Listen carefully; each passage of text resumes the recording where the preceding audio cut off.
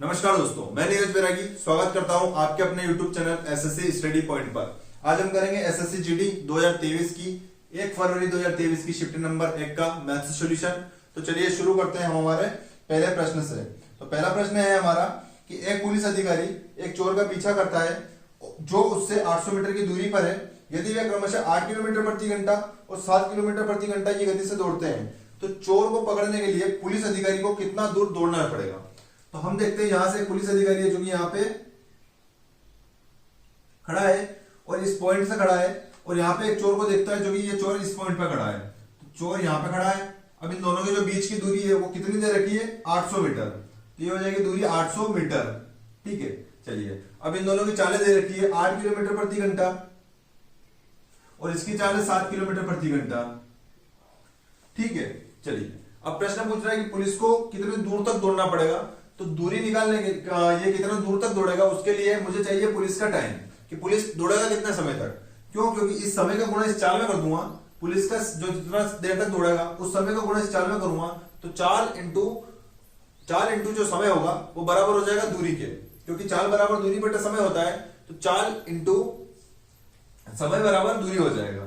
तो अब यहां देखेंगे कि टाइम निकालने के लिए क्या करना पड़ेगा। दोनों देखो ये इस दिशा में दौड़ेगा। क्यों? क्योंकि ये इस दिशा में भाग रहा है, दोनों सेम डायरेक्शन में भागेंगे। तो चाले क्या होगी, माइनस होगी। तो चाले हो जाएगी 8 में से 7 के तो एक चाल बच जाएगी।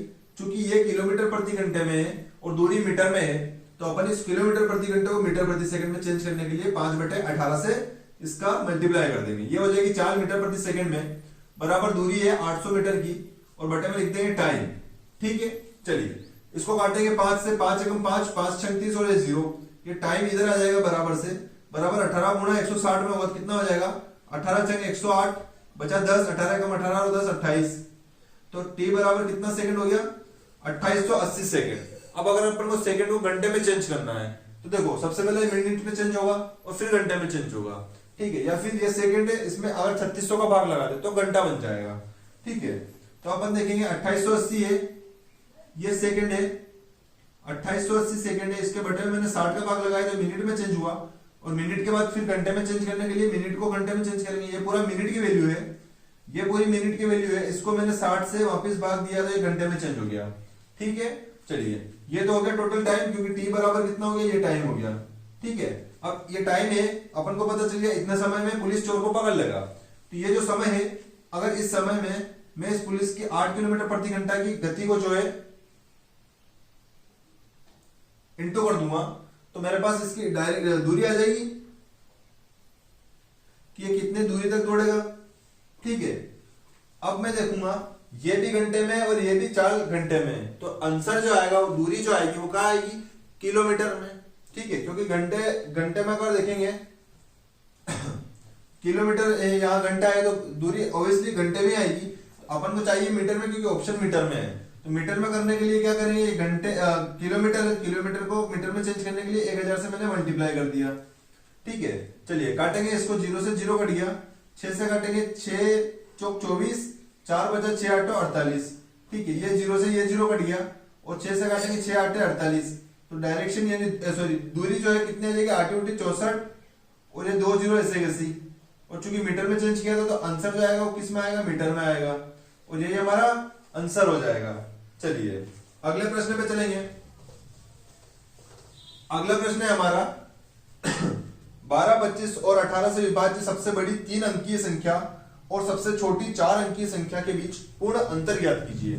तो देखो 3 अंकों की सबसे बड़ी संख्या पूछी है तो 3 अंकों की सबसे बड़ी संख्या तो 999 होती है। ठीक है, 3 अंकों की। और अगर 4 अंकों की बात करेंगे, 4 अंकों की सबसे छोटी कौन सी संख्या होगी, ये होगी 1000। देखो अब हम देखेंगे कि अगर मैं इसमें एक भी जोड़ दूंगा तो फिर वो 3 अंकों की सबसे बड़ी नहीं कहलाएगी। क्यों? क्योंकि ये 1000 बन जाएगी, तो 3 अंकों की तो नहीं कहलाएगी। और अगर इसमें एक भी कम कर दूंगा तो फिर क्या होगी, छोटी संख्या है, 4 अंकों की नहीं रहेगी, 3 अंकों की रहेगी। ठीक है, तो ये हो गई। अब हम देख रहे हैं क्या ये 12, 25 और 18 से विभाज्य है। ये 12, 25 और ये 18, क्या ये तीनों संख्या से विभाज्य है? तो पहले 12 का भाग दो, फिर 25 का दो, फिर 18 का दो। एज इट इज इसमें भी करो। तो ऐसा नहीं करना है, इन तीनों संख्याओं का एलसीएम निकालना है, क्योंकि जो एलसीएम आएगा वो भी इस संख्या से कटेगा। ठीक है, अब मैं एलसीएम निकालूंगा सबसे पहले 2 का, 2 से जाएगा 6, ये जाएगा 25 ही रहेगा और ये जाएगा 9 बार।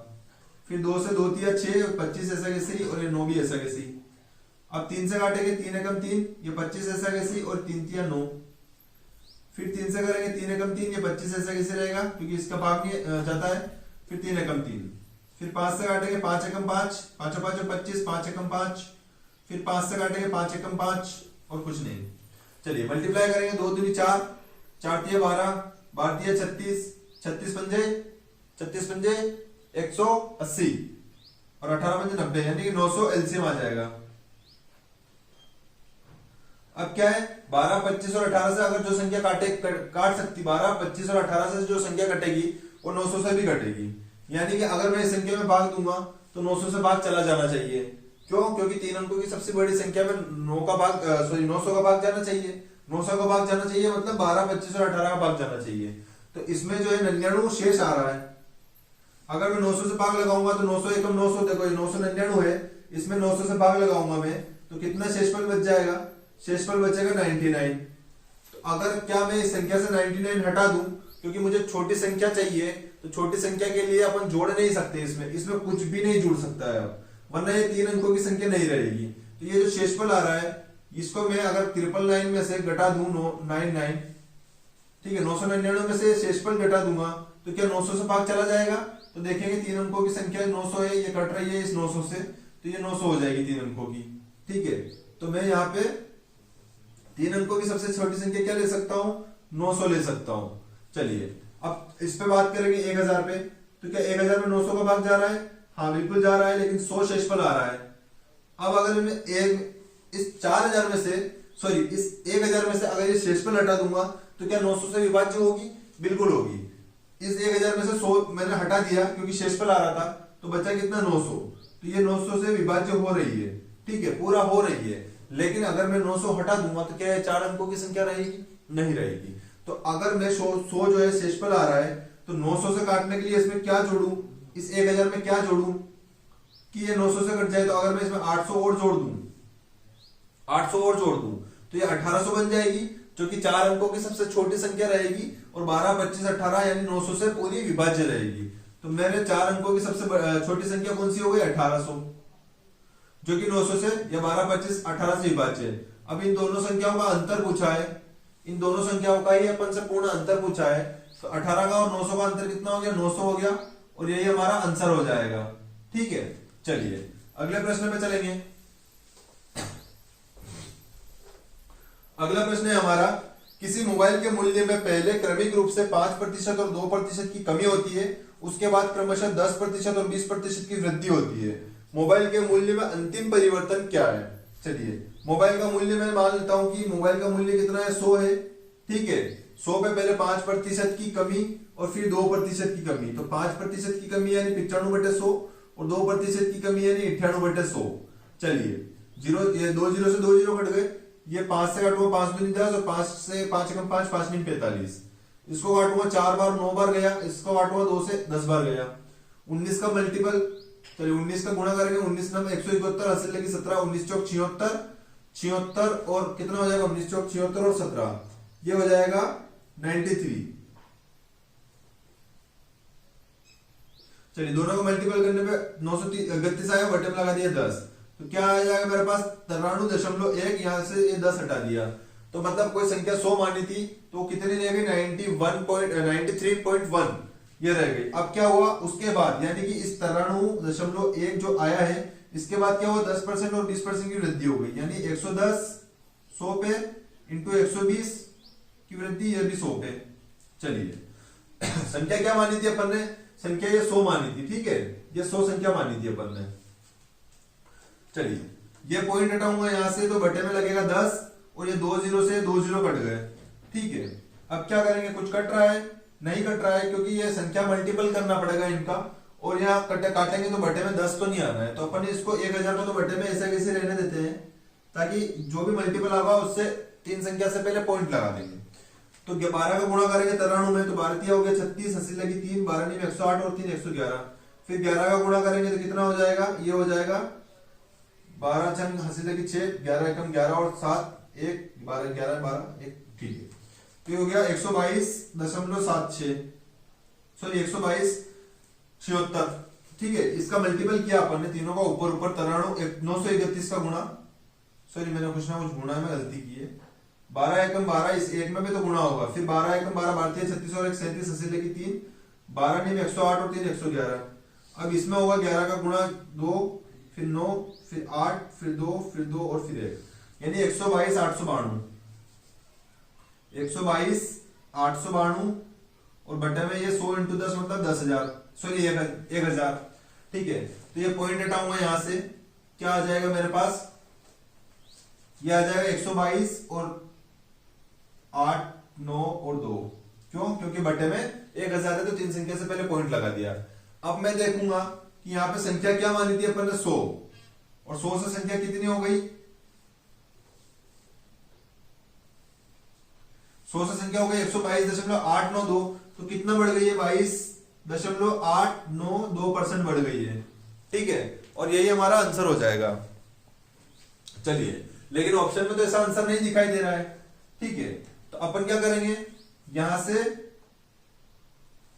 देखेंगे, सबसे पहले इतना बढ़ गई है, 22.892 बढ़ी है। ठीक है, अब क्या करेंगे, अब वापिस से चलिए यहां पे क्यों करना है अपन को,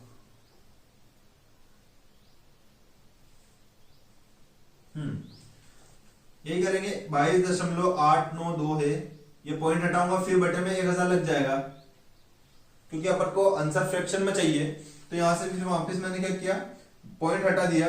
ठीक है, ये क्या आया था, ये आया था 122.892, कितना बढ़ गई, 22.892 बढ़ गई। ठीक है, बटे में क्या है, मैंने पॉइंट हटाया, यहां से 3 संख्या के पॉइंट के बाद 3 संख्या थी, तो पॉइंट हटाया, बटे में 3 0 लगा दिए। अब 1,000 से काट लेंगे इसको, 1,000 दूनी 2,000 हो गया होगा, कितना बचा 800, चलिए कुछ भी बचाओ, लेकिन फिर ये 2,892 बन गया, तो फिर 1,000 दूनी कितना हो गया 2,892। अब 2,892 में से 892 बचा है, तो भाग जाएगा नहीं 1,000 का, तो शेष ऊपर लिखेंगे और बटे में कितना लिखेंगे 1,000। ठीक है, लेकिन ये भी ऑप्शन में नहीं दिख रहा है, इसको भी काटेंगे, देखो 4 से काटेंगे, 4 एकम 4 दूनी 8, फिर 4 दूनी 8, 4 तिया 12, इसको काटेंगे 4 दूनी 8, 4 दूनी 8, 4 से जाएगा 4 दूनी 8, 2 बचा, 4 5 20 और 0 ऐसे ऐसी, तो कितना हो जाएगा हमारा 22 सही, ये 22 ऐसा कैसी, 223 ऊपर है तो 223 और बटे में लिखेंगे 250। ठीक है, चलिए अब ये क्या था कितना बढ़ गया, इतना बढ़ गया, तो इतने का हमारे को क्या हो जाएगा, फायदा हो जाएगा। ठीक है, और यही हमारा अंतिम परिवर्तन हो जाएगा, हमारा यही आंसर हो जाएगा। ज्यादा ही कैलकुलेशन वाला सवाल था ये। चलिए अगले प्रश्न पे चलेंगे। अगला प्रश्न है हमारा, यदि आप एक जैकेट 2500 रुपए में खरीदते हैं और दो समान जैकेट 4500 रुपए में खरीदते हैं, तो छूट प्रतिशत ज्ञात कीजिए। देखो एक जैकेट की कीमत कितनी दे रखी है 2500 रुपए, ठीक है, और 2 समान जैकेट खरीदेंगे, दो खरीदेंगे तो कितना हो जाएगा 4500 रुपए। ये 2 जैकेट पे है ना, 2 जैकेट की कीमत है, तो 2500 रुपए की एक जैकेट है और अंकित मूल्य 2500 रुपए, तो 2 जैकेट की कीमत क्या हो जाएगी, 2 जैकेट कितने की हो जाएगी 5000 की, लेकिन खरीद कितने में रहा है 4500 में, यानी 5000 पे कितनी छूट मिली होगी, 500 रुपए की छूट मिली होगी, तभी 4500 में खरीदा है। छूट किस पे मिली है 5000 पे, इंटू करेंगे परसेंट के लिए 100% का, ये 1 2 से 1 2 कट गया, ये 0 से ये 0 कट गया और 5 से काटेंगे 5 एकम 5 और 0, यानी 10% क्या हो जाएगा हमारा आंसर हो जाएगा। चलिए अगले प्रश्न पे चलेंगे। अगला प्रश्न है हमारा, यदि 12 पुरुष या 9 महिलाएं एक कार्य को 36 दिन में कर सकते हैं। देखो 12 पुरुष या बोला है, तो 12 पुरुष 36 दिन में करो या फिर 9 महिलाएं 36 दिन में करो, बात समान है। ठीक, प्रश्न कह रहा है यदि 12 पुरुष या 9 महिलाएं एक कार्य को 36 दिन में पूरा कर सकते हैं, मतलब 12 पुरुषों से काम करा लो या 9 महिलाओं से काम करा लो, काम बराबर करेंगे दोनों। ठीक, चलिए प्रश्न पूछ रहा है कि तो 16 पुरुष और 18 महिलाएं समान कार्य को कितने दिन में करेंगे। तो यहां से पहले ये 36 से तो 36 कट गया 4 से काटेंगे 3 से काटेंगे 3 चौक 12 और 3 तिया 9, तो ये पुरुष यही रहेगा, ये बटन में महिला आ जाएगी बराबर से उधर, और ये 3 बराबर से उधर ही रहेगा और 4 जो है बराबर से इधर आके इस 3 के बटे में आ जाएगा। तो ये जो है क्षमता आती है, क्षमता किसकी है, पुरुष की और महिला के अनुपात की है। ठीक है, चलिए अब चाहे आप ये वाली कंडीशन ले लो, चाहे आप ये वाली कंडीशन ले लो, दोनों कंडीशन में से एक कंडीशन पहले लेनी है। तो ये हो जाएगा 12 पुरुष इंटू 36 और इसके बराबर में लिखेंगे अपन जो प्रश्न पूछ रहा है। प्रश्न में पूछा है 16 पुरुष और 18 महिला, तो 16 पुरुष प्लस और के लिए प्लस करेंगे, 16 पुरुष और 18 महिलाएं उसी काम को कितने दिन में करेगी। ठीक है, चलिए 12 इंटू पी की जगह क्या लिखूंगा मैं 3, तो पी की जगह 12 इंटू 3 लिखूंगा, 12 इंटू पी की जगह कितना लिखूंगा, महिला है तो 3। ठीक है, इंटू करूंगा 36 से क्योंकि ऐसा कैसे ही है। फिर 16 इंटू पी की जगह क्या लिखूंगा वापस से 3। ठीक है, प्लस 18 और महिला की जगह 4।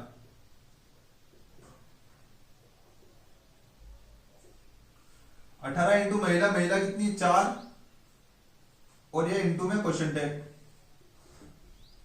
चलिए अब यहां पे इनको पहले इसको कोष्टक को सोल्व करेंगे तो 16 थी 48 और 18 चौक 72। ठीक है, तो कितना हो जाएगा ये हो जाएगा 120। ठीक है, दोनों सोल्व करेंगे तो 120 हो जाएगा, इंटू में क्वेश्चन टैग आ जाएगा, बराबर में ये 12 इंटू 3 इंटू 36। चलिए 12 से गया 10 बार। ठीक है, 10 बार गया, 36 दिया 108 हो गया और बटे में 10 हो गया, बराबर में क्वेश्चन टैग। इसका मान निकालना था अपन को, तो ये काटेंगे 10 एकम 10, भाग नहीं जाएगा 0 और ऊपर लिखेंगे 8 बटे 10। ठीक है, ऊपर 8 बचा और बटे में 10 से भाग दिया। इसको काटेंगे 2 चौक 8 और 2 5 10, तो क्या आंसर आ गया हमारा 10 से 4 बटे 5 और ये हमारा आंसर हो जाएगा। चलिए अगले प्रश्न पे चलेंगे। अगला प्रश्न है हमारा, वर्तमान जन्म दर 450 प्रति 10,000 है जबकि मृत्यु दर 120 प्रति 10,000 है ना। चलिए जन्म कितने ले रहे हैं 450 और मर कितने रहे हैं ओनली 120। ठीक है, जनसंख्या वृद्धि के संदर्भ में वृद्धि दर, तो 450 जन्म रहे हैं, 12 मर रहे हैं, 120 मर रहे हैं, तो बचे कितने 0, 5 में से 2 गया तो 3 और 4 में से 1 गया तो 3, मतलब 330। तो फिर भी जन्म दर रह रही है, यही वृद्धि है किस पे 450 पर, इंटू करेंगे 100 से परसेंट के लिए। ठीक, चलिए 0 0 से 0 0 कट गया, 5 से काटूंगा 5 नहीं 45, कहीं ना कहीं मिस्टेक हुई है अपन से, सॉरी 450 पे नहीं, सॉरी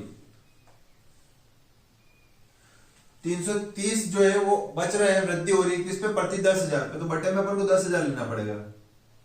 ये 2 0 से 2 0 कट गए और ये 0 से ये 0 कट गया, ऊपर कितना बचा है 33 और बटे में 10 है, तो एक संख्या से पहले पॉइंट लगा दूंगा तो 3.3% की वृद्धि हमारा आंसर हो जाएगा।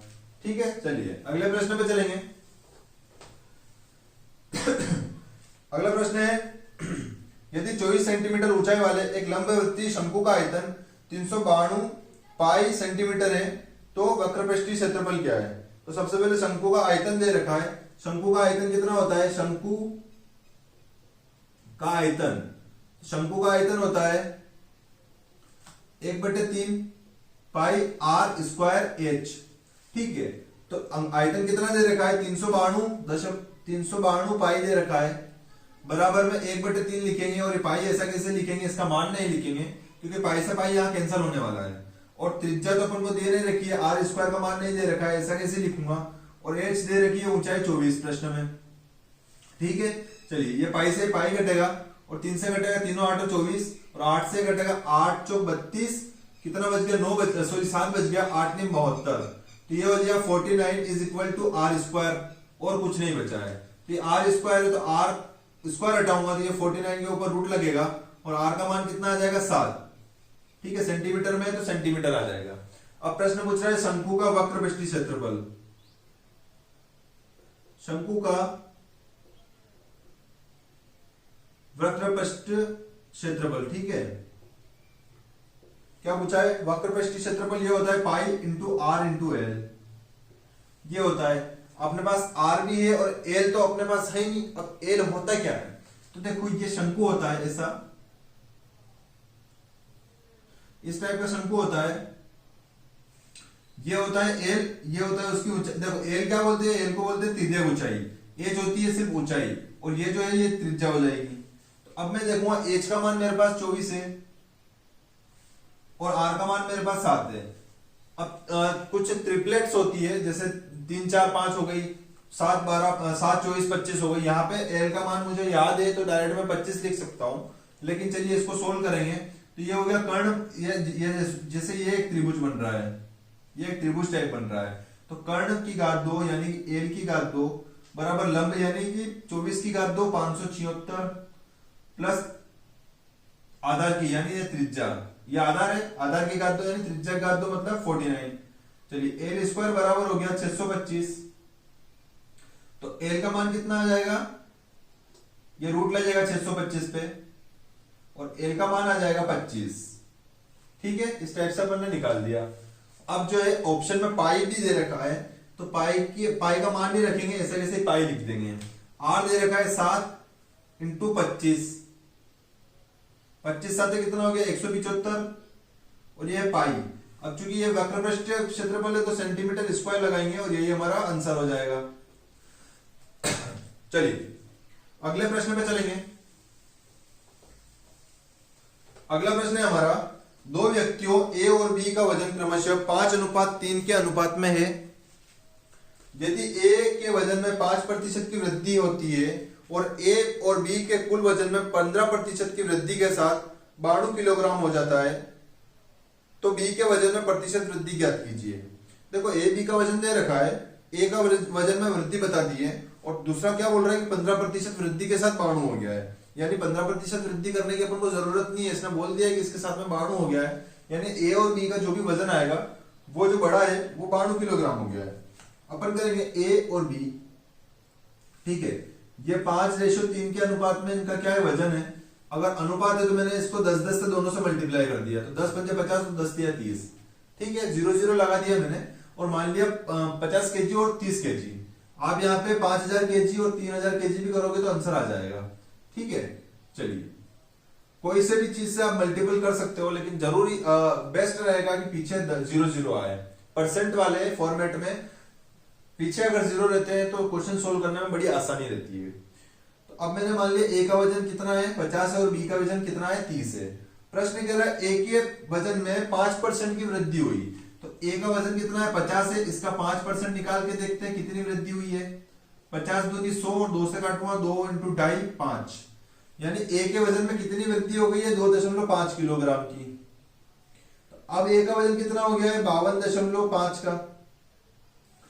अब प्रश्न आगे कह रहा है कि ए और बी के वजन में कुल 15% की वृद्धि, और 15% की वृद्धि के साथ इन दोनों का जो वजन है उनको अगर मैं जोड़ूंगा कि ए का वजन कितना हो जाएगा 52.5, ठीक है, और बी का वजन में कितनी वृद्धि नहीं पता है, लेकिन जब ए और बी का दोनों जोड़ूंगा तो ए और बी की वृद्धि कितनी हुई 92 हो गया 15% के साथ में, टोटल वजन 92 हो गया। तो 92 में से 52.5 ये है, ये 92.0 में से 52.5 अगर मैं ए का घटा दूंगा तो बी का निकल जाएगा मेरे पास। बी का कितना निकल जाएगा, ये हो जाएगा 39.5, ठीक है, बी का कितना वजन आ जाएगा 39.5। लेकिन अब यहां पे समझना है हमको कि कितना बड़ा है। अब यहां 30 था, 30 से 39.5 हुआ, यानी 9.5 बड़ा होगा, 9.5 बड़ा है। प्रश्न कह रहा है कि बी के वजन में प्रतिशत वृद्धि, तो देखो 30 से कितना हो गया, 30 से कितना बड़ा 9.5 बड़ा, तभी तो 39.5 हुआ है। 9 से 30 से 39.5 हुआ है, मतलब 9.5 बड़ा है, 30 से बड़ा है, इंटू करेंगे 100 का और ये पॉइंट हटा के बटन लगाएंगे 0 और 2 0 से 2 0 कैंसिल। अब काटेंगे इसको 3 3 9, 1 3 एकम 3, 2 बचा, 3 6 18, फिर 3 6 18, ऐसे चलता जाएगा। तो 3 पॉइंट तक चलता जाएगा तो 31.6 और 6 के आगे एक साथ लिख देंगे और इसको यही रख देंगे और यही हमारा परसेंटेज 31.67% की वृद्धि के साथ हमारा आंसर हो जाएगा। चलिए अगले प्रश्न पे चलेंगे। अगला प्रश्न है हमारा क्रमशः 50 और 80 औसत अंक वाली दो कक्षाओं ए और बी के छात्रों को मिलाने पर प्राप्त औसत 60 है, तो कक्षा ए और बी में छात्रों का संबंधित अनुपात क्या है। देखो ए और बी दो क्लासें हैं, ये ए हो गई और ये बी हो गया, 50 और 80। ठीक है, एक सेकेंड।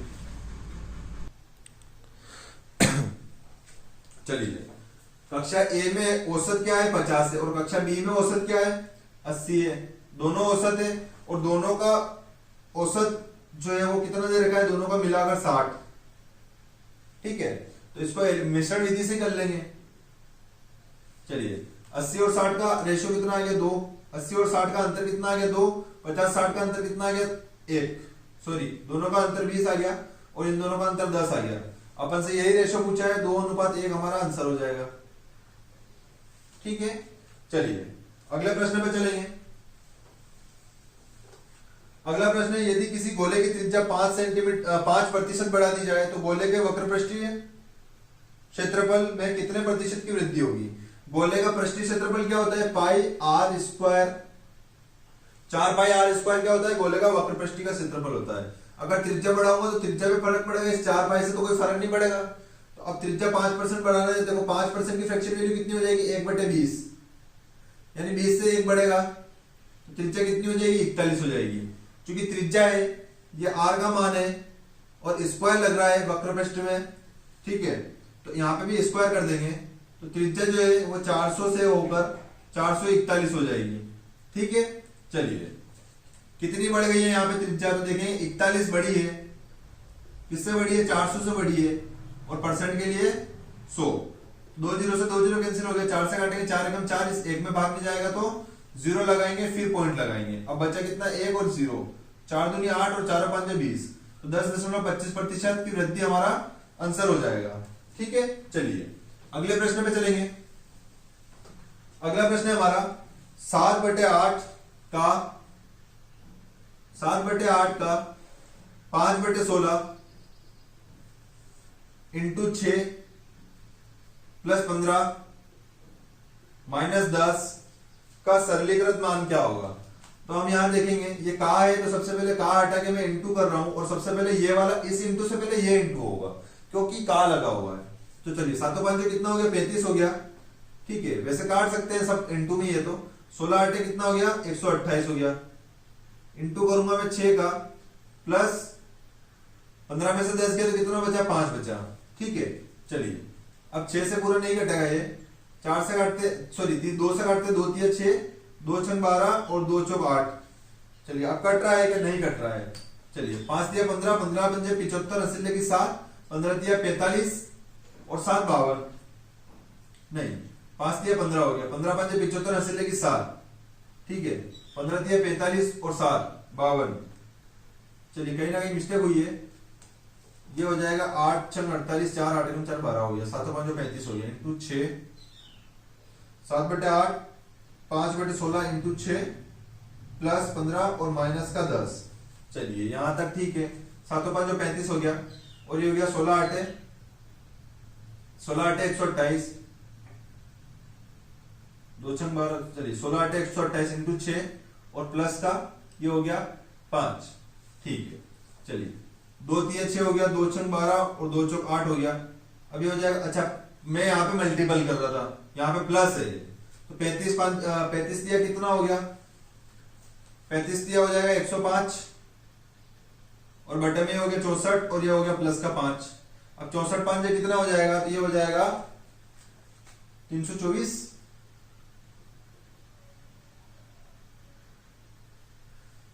सॉरी 20 तो नहीं होना, हाँ 320 ये हो जाएगा 105 और 64 5 नहीं हो गया 320 और बटे में हो गया 64, तो कितना हो जाएगा 425 बटे 64 और ये हमारा आंसर हो जाएगा। चलिए अगले प्रश्न पे चलेंगे। अगला प्रश्न है हमारा एक दुकानदार एक वस्तु की खरीद पर निम्नलिखित 3 छूट योजनाओं की घोषणा करता है, इनमें से कौन सी ग्राहक के लिए सबसे अच्छी योजना है? तो देखो, सबसे पहली योजना है 15% और 18% की 2 छूट है। तो पहली देखेंगे अपन, ये 15% की छूट और ये 18% की छूट, माइनस माइनस प्लस 15 इंटू 18/100। ये एकल छूट निकल जाएगी। एकल छूट कैसे निकालते हैं? a plus B plus minus a into b/100। यही करते हैं अपन। यही मैंने यही किया है। 15 और 18 माइनस का 33 हो गया, प्लस 15 और 18 का गुणा करूंगा कितना हो जाएगा? 15 8 120, 15 एकम 15 और 12, 15 और 12 हो जाएगा 27। बटे में कितना है? 100 है। ये 0 से 0 कटेगा और 0 से कट के यहाँ पॉइंट लग जाएगा। 33 में से 2.7 गया तो 31.3 बच गया। तो पहली छूट कितनी मिल रही है? 31.3 की छूट मिल रही है पहली। चलिए दूसरी छूट की बात करेंगे अपन। तो दूसरी छूट कितनी मिल रही है? 6 वस्तुएं खरीदे और 2 मुफ्त पाए, यानी 2 फ्री मिल रही है। टोटल 8 पे, क्योंकि 2 तो फ्री और 6 खरीदी, 8 हो गए टोटल। परसेंट के लिए 100 लगाएंगे। ये हो जाएगा बराबर, ये 200 इन बटे में 8 से काटेंगे, 8 दूनी 16, कितना बच गया? 4 बचा, 8 और 5 40, यानी यहाँ पे तो 25% की छूट मिल रही है। तीसरा देखेंगे, तीसरा है 30% की एक ही छूट मिल गई है। तो पहली छूट है 31.3 की, दूसरी 25% की और तीसरी 30% की। तो सबसे बेस्ट छूट तो यही है, सबसे ज्यादा। ठीक है, तो पहली छूट यानी योजना ए हमारा आंसर हो जाएगा। चलिए अगले प्रश्न पे चलेंगे। अगला प्रश्न है हमारा, एक चोर 15 मीटर प्रति सेकंड की गति से दौड़ना शुरू करता है। 12 सेकंड तक दौड़ने के बाद एक पुलिसकर्मी 20 मीटर प्रति सेकंड की गति से उसी दिशा में चोर को पकड़ने के लिए दौड़ने लगता है। चोर को पकड़ने के लिए पुलिसकर्मी कितने मीटर दौड़ेगा? तो देखो, सबसे पहले चोर जो है उसकी स्पीड दे रखी है 15 मीटर प्रति सेकंड की। तो चाल देखो, चाल का गुणा यदि मैं समय में करता हूं तो बराबर मुझे दूरी मिलती है। तो सबसे पहले तो चाल 15 सेकंड तक तो चोर दौड़ा और 12 सेकंड तक दौड़ा, तो कितना दूर गया होगा? 15 12 180, यानी 180 मीटर तक गया होगा वो। यानी अब यहां से पुलिस दौड़ेगा और चोर तो यहां पे खड़ा है, 180 मीटर तक दौड़ गया, यानी 180 मीटर की दूरी दोनों के बीच में हो गई होगी। अब यहां से पुलिस है और यहां पे चोर है। पुलिस दौड़ेगा 180 मीटर की दूरी दोनों के बीच की है। अब पुलिस दौड़ेगा पुलिस की स्पीड क्या दे रखी है? 20 मीटर प्रति सेकंड। यह पुलिस की स्पीड हो गई। अब चोर की स्पीड क्या है? 15 मीटर प्रति सेकंड। चलिए, ये दोनों की स्पीड हो गई। अब दोनों एक ही दिशा में दौड़ेंगे, तो चालें माइनस होगी, तो 20 में से 5 15 गया तो 5 बचा। और चूंकि मीटर प्रति सेकंड में तो इसको कुछ चेंज करने की जरूरत नहीं है। बराबर दूरी को चाल बराबर, ये चाल बराबर दूरी 180 की और टाइम पूछा गया हमसे, चोर को पकड़ने के लिए पुलिसकर्मी कितने मीटर दौड़ेगा। तो यहाँ पे जो पुलिसकर्मी है इसकी ये चाल दे रखी है, इसकी चाल में जितनी देर दौड़ेगा वो समय लगा दूंगा, तो इसकी दूरी आ जाएगी। जैसे हमने यहाँ किया है कि ये इस चाल से दौड़ रहा है और 12 सेकंड तक शुरू में दौड़ गया था, तो ये चाल में समय का गुणा किया तो दूरी आ गई। उसी प्रकार से पुलिसकर्मी कितनी दूरी तक दौड़ेगा, तो इसकी चाल में देखते हैं यहाँ कितनी देर तक दौड़ता है, वो मल्टीप्लाई कर देंगे। तो यहाँ से 5 से काटो, 5 दिया 15 और 5 छंग 30, तो टाइम कितना आ गया? 36 सेकंड। यानी चोर को कितनी देर में पकड़ लेगा? वो 36 सेकंड में पुलिस पकड़ लेगी। तो 36 सेकंड तक पुलिस दौड़ेगी। तो पुलिस दौड़ रही है 20 मीटर प्रति सेकंड के हिसाब से और 36 सेकंड तक दौड़ी है, तो कितना दूर तक दौड़ गई होगी? वो 720 मीटर तक। ठीक है, कौन? पुलिस। और यही हमारा आंसर हो जाएगा। चलिए अगले प्रश्न पे चलेंगे। अगला प्रश्न है हमारा, 20% वार्षिक चक्रवृद्धि ब्याज की दर से 3 वर्ष में एक धनराशि 14,112 रुपए हो जाती है। कुल धनराशि क्या है? चलिए 20% है। सबसे पहले देखेंगे अपन 20% है, तो 20% की फ्रैक्शन वैल्यू 1/5 होती है। ठीक है, 3 वर्ष है, यानी 5 से राशि 6 हो रही होगी। 5 से राशि 6 हो रही है, यानी 5 से 6 और 3 साल तक हो रही है, तो 3 बार लिखेंगे, 5 से 6, 5 से 6 और 5 से 6। अब देखेंगे ये कितना हो गया? 125 और 6 का क्यूब कितना हो गया? 216। ठीक है, ये तो हो जाएगा हमारा मूलधन और ये हो जाएगा हमारा मिश्रधन। ठीक, चलिए अब प्रश्न कह रहा है कि धनराशि इतने रुपए हो जाती है, यानी 216 रुपए हमारे हिसाब से मिश्र धन है और प्रश्न के अकॉर्डिंग 14,112 रुपए है। तो यहां से एक की वैल्यू कितनी निकल जाएगी, 14,112 बटे में ये 216 इधर आ जाएगा। ठीक, चलिए अब प्रश्न क्या पूछ रहा है, धनराशि। तो धनराशि तो 125 है, तो 125 के लिए मुझे यहाँ 125 बनाने के लिए 125 से मल्टीप्लाई कर दिया एक में, तो यहाँ पे भी मैं 125 से मल्टीप्लाई करूंगा। चलिए अब तो अपन को काटने में बड़ी समस्या आ सकती है। 4 से काटेंगे सबसे पहले, 4 5 20, 4 चौक 16, 4 से काटूंगा, 4 3 12, 2 बचा, 4 5 20, 1 बचा, 11 हो गया, 4 दूनी 8 और 4 8 32। ठीक है, चलिए अब कैसा कट रहा है, ये हो जाएगा 5 और 5 10 18, तो 9 से काटेंगे। ये 35 28 है ना, तो 9 9 3 27, 8 बचा, 9 9 81 और 9 दूनी 18, 9 चंग 54। क्या ये 6 से कट रहा है, ये 6 से तो नहीं कटेगा, इसको काटेंगे अपन 2 से, 2 एकम 2, 1 बचा, 2 नीम 18, फिर 1 बचा, 2 चंग 12, 2 से काटेंगे 3 बार में जाएगा। चलिए ध्यान से देखते हुए ऐसी कैसी संख्या लिख लेते। तो ये हो गया 125 जिसकी वैल्यू अपन को चाहिए। ठीक है, इधर आएगा 196 इंटू में ये 125 बचा और बटे में 3 बचा था। ठीक है, तो 196 का गुणा करेंगे 125 में, फिर लगाएंगे भाग, तो 196 का 125 में गुणा करेंगे, ये हो जाएगा 3 45 48 4 9, 196 दूनी 200 292। चलिए फिर काटेंगे 196, तो ये कितना हो जाएगा 0 0 1, ये हो जाएगा 25 2 9 2 11 4 13 हाथ से लगी 1 2। ठीक, 23,500 कितना आ गया, यहां से दोनों का मल्टीप्लाई किया तो 23,500 बटे में करेंगे 3।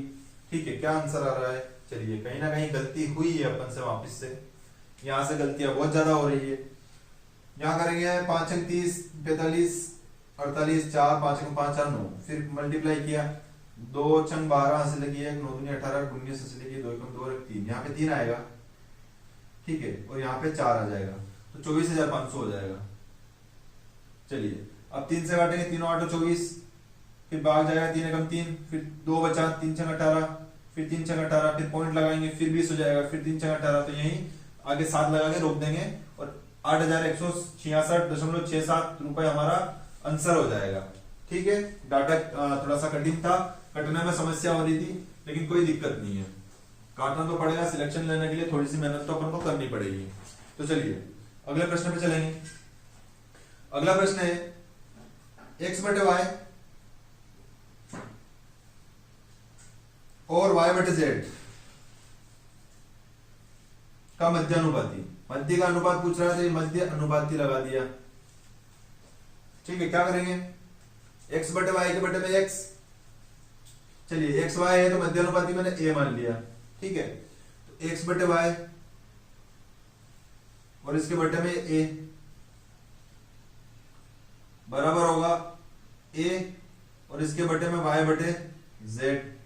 ठीक है, तो देखो ये बटे वाली संख्या उधर चली जाएगी और ये बटे वाली संख्या इधर आ जाएगी, x बटे y में गुणा होगा इस संख्या का y बटे z का, बराबर में a से a उधर जाके स्क्वायर बन गया। ठीक है, चलिए ये y से y कैंसिल हो गया, तो x बटे z बन गया। ठीक है, बराबर में क्या हो गया, a स्क्वायर हो गया, x बटे y और y बटे z। ठीक है, क्या मिस्टेक कर दी है इस बार, मध्यानुपाती पूछा है x बटे y, जो हो जाएगा a स्क्वायर x बटे y बटे a बटे y बटे z। तो ठीक है, यहां तक भी कोई दिक्कत नहीं है। फिर a का मल्टीप्लाई a में होगा तो a स्क्वायर हो जाएगा। अच्छा अच्छा अच्छा अच्छा, वर्गों का प्रश्न सही साथ नहीं पढ़ा है अपन ने, इसके वर्गों का करना है, तो यहाँ पे क्या होगा, वर्गों का मध्यानुपाती, यानी इसका भी वर्ग इसका भी वर्ग इसका भी वर्ग और इसका भी वर्ग, वर्ग लगा लो सब पे। ठीक है, कि वर्गों का मध्यानुपाती है, तो ये वर्ग लग गए, ये वर्ग से वर्ग कैंसिल हो गया, तो ये कितना बचा, एक्स स्क्वायर और जेड स्क्वायर। तो चलिए a बराबर एक्स स्क्वायर बटे जेड स्क्वायर, और लग जाएगा इस पे क्या रूट, तो a का मान कितना आ जाएगा, ये x निकल जाएगा बाहर और z स्क्वायर का z बार निकल जाएगा, तो x बटे j हमारा z हमारा मध्यानुपाती हो जाएगा। चलिए अगले प्रश्न पे चलेंगे। अगला प्रश्न है 10,000 रुपए मूल्य का एक घर ए द्वारा बी को 6,000 के लाभ पर बेचा गया। बी ए को 3% की हानि पर वापस बेच देता है। पूरे लेन देन में ए का लाभ कितना है? देखो ए जो है वो 1 लाख रुपए में कोई घर बेचता है सबसे पहले तो, ठीक है। इसमें ऐसा नहीं करना है कि पहले 10% का लाभ हो गया, मतलब 6% का लाभ हो गया, फिर 3% की हानि हो गई, है ना। बहुत खतरनाक तरीके से प्रश्न गलत होगा। इसमें ए का लाभ पूछा है तो सबसे पहले ए के पास 1 लाख रुपए का घर था, यहां सोचेंगे अपन। अब देखेंगे 6% के लाभ, यानी 1 लाख का 6% कितना हो जाएगा, ये 1 लाख है, इसका 6% निकालूंगा, 6,000 रुपए हो गया। यानी ए जो है उसने उसकी जेब में कितने आ गए, ये ए है, इसने क्या किया, इसने बी को घर बेच दिया, ठीक है। तो बी ने इसको कितना प्रॉफिट दे दिया, 6,000 रुपए का, ठीक, कोई दिक्कत इसमें नहीं है। चलिए तो ये घर जो है बी ने कितने में खरीदा होगा, 1,06,000 में खरीदा होगा, ठीक है। अब बी ने वापस से ए को बेच दिया, बी ने वापस से ए को बेच दिया, तो बी ने जो है 3% के हानि पर बेचा है, यानी बी ने 97% के बराबर इस घर को बेचा है। 2 0 से 2 0 कैंसिल आउट हो गए। अब यहां मल्टीप्लाई कर देंगे 106 का 97 में, 7 छंग 42, 7 एकम 7, 9 छंग 53 और 9, ये जगह 8 7 5 12 और 10 क्या हो गया है, 7 छंग 42 और 7 एकम 7, 9 छंग 54, 9 एकम 9, 2 8 7 5 12, चलिए 10,282, ठीक है, और 10,282 और ये जीरो ऐसे कैसी, यानी 1,02,820 रुपए में वापस ए को घर दे दिया। तो ए ने 6,000 कमाए थे, वहां पे ए को फिर वापस से कितना मिल गया, बी ने ए से ये जो प्रॉफिट था इसमें से बी ने कितना और ले लिया होगा, मतलब 2,820 और ले लिया होगा, क्योंकि इसने इस बार पैसे ले लिए और घर वापस दे दिया। तो जब घर दिया है ना, यहां से घर दिया है तो 1,02,820 रुपए में दिया है, ठीक है, समझना है यहाँ पे। शुरू में तो ए ने लाभ कमा लिया, अब ए बैठ गया चुपचाप कि वाह यार 6 का लाभ हो गया, लेकिन बी आया बोले भाई मेरे को घर नहीं चाहिए, तो ए बोला अब थोड़ी ना घर लूंगा मैं। तो ए ने क्या किया, ए ने बोला मुझे तो 6,000 का लाभ हो गया, तो बी ने बोला भाई तू घर ले ले और ऊपर से ये भी ले ले, 1 लाख रुपए तो तेरे थे, 1 लाख के ऊपर तूने 6,000 कमाए कोई बात नहीं, लेकिन ऊपर से कितने ले ले तू, जैसे 2,820 रुपए मेरे को ज्यादा दे दे, समझ रहे हो। 1 लाख के घर को 1,06,000 में ज्यादा बेचा इसने, 1 लाख रुपए कीमत थी तो इसने 6,000 ज्यादा दे दिए। अब वापस से 1 लाख रुपए का ही घर था तो इसने कितने ज्यादा लिए, यहां समझना, बी ने ज्यादा कितने दिए थे, मतलब बी कितने में लॉस में था, 6,000 के लॉस में था, लेकिन बी ने वापस वो घर बेचा तो बी को कितना लाभ हुआ, 2,820 का, यानी 6,000 में से 2,820 को लाभ हुआ, मतलब बी को नुकसान कितना हुआ, 3,380 का ऐसा कुछ नुकसान हुआ, ये हम निकाल देंगे। तो ये ज्यादा जो है बी ने दिए हैं, ए ने जो बी को रुपए दिए हैं, कितने ज्यादा दिए हैं, 2,820 रुपए 1 लाख पे ज्यादा दिए हैं। 6,000 के लाभ में से ये लाभ इसका वापिस ये माइनस करना पड़ेगा, तो प्योर जो ए का लाभ आएगा वो कितना आएगा, ये आ जाएगा 3,180 रुपए, और यही ए का प्योर लाभ होगा, यही आंसर हो जाएगा, ठीक है। चलिए अगले प्रश्न पे चलेंगे। अगला प्रश्न है, सोनी ने एक मोबाइल फोन राजू को 10% के लाभ पर बेचा, राजू ने इसे आलोक को 5% की हानि पर बेचा और आलोक ने इसे सोहन को 20% के लाभ पर बेचा। सोहन ने इसे 6,270 में खरीदा, तो सोनी के लिए मोबाइल का क्रय मूल्य, तो अपन मान लेते हैं सोनी के लिए क्रय मूल्य X था। अब ये मोबाइल किस पे गया, राजू पे गया होगा, तो कितना 10% के लाभ, 10% का लाभ यानी 110/100, फिर क्या हुआ, फिर 5% की हानि हुई यानी 95/100, फिर क्या हुआ, फिर 20% का लाभ यानी 120/100, और बराबर में जाके इसकी कीमत कितनी हो गई, लास्ट में 6,270 में किसी ने इसको खरीद लिया, ठीक, खरीद लिया। चलिए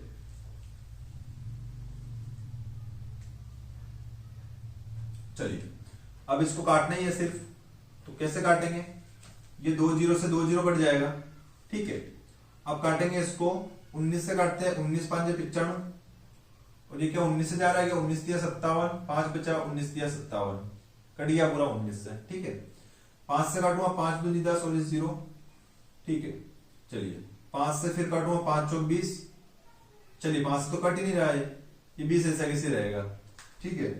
अब क्या करेंगे, 11 से ये 33 कट गया, 11 दिया 33 और 0, ठीक है। चलिए फिर ये कटेगा 3 चौक 12 और 3 एकम 3 और 0, ये पूरा कट गया था, है ना। 4 से काटेंगे इसको, 4 और 5 20, अब ये हो जाएगा x बटे 500,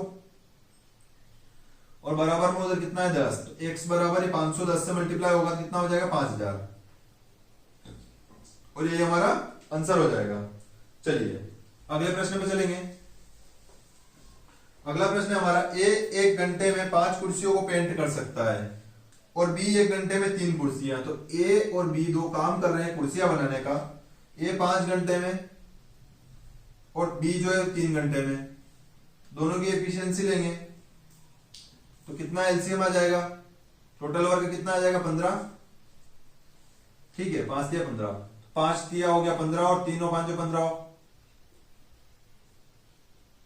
चलिए ए जो है वो 3 कार्य प्रतिदिन, चलिए कुर्सियां बना रहा है पेंट करने का, तो कुर्सी पेंट कर सकता है प्रति घंटे, और ये 5 कुर्सी पेंट करता है प्रति घंटे, यानी ए और बी दोनों मिलकर साथ में काम करेंगे तो 8 कुर्सियां 1 घंटे में पेंट करेंगे, ठीक है। अब प्रश्न कह रहा है कि 40 कुर्सियों को पेंट करना है, तो भैया ये 1 घंटे में 8 कुर्सियां ही पेंट कर सकते हैं, करवाना कितना काम 40, तो इस ये घंटा है, यहाँ पे समय है, तो इसको 40 बनाने के लिए 5 से मल्टीप्लाई करूंगा, तो यहाँ पे भी 5 से मल्टीप्लाई कर दूंगा, ठीक है। ये कुर्सियां पेंट कर रहा है, 40 कुर्सियां पेंट करवानी है, ठीक है। तो यहाँ पे 5 से मल्टीप्लाई कर दूंगा, तो ये ऑटो पे जो 40 कुर्सियां पेंट हो जाएगी, और समय कितना लगेगा, तो 1 5 5 यानी 5 घंटे, तो ये 5 घंटे हमारा आंसर हो जाएगा, ठीक है। चलिए अगले प्रश्न पे चलेंगे। अगला प्रश्न है हमारा, एक कॉलेज में 2 कोर्स है, एमकॉम में 500 में से 450 परीक्षा में उत्तीर्ण हुए, जबकि एमए में 2000 छात्रों में से 1500 छात्र उत्तीर्ण हुए। चलिए 2 सब्जेक्ट है, एमकॉम और कौन सा है एमए। चलिए इसमें छात्र कितने, टोटल 500 है, और एमए में छात्र है 2000, टोटल छात्र कितने हो गए हमारे पास 2500, ये क्या हो गए कुल छात्र, ठीक है।